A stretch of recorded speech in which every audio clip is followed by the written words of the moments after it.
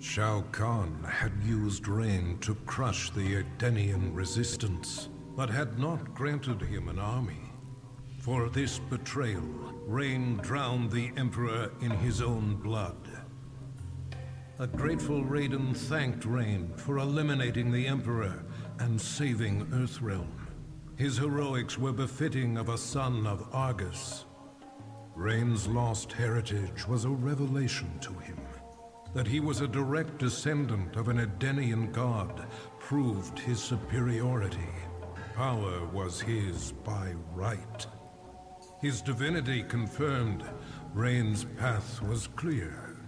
He would use Shao Kahn's army to rule not just Outworld, but all the realms. To Raiden's surprise and horror, Rain's first target is Earthrealm.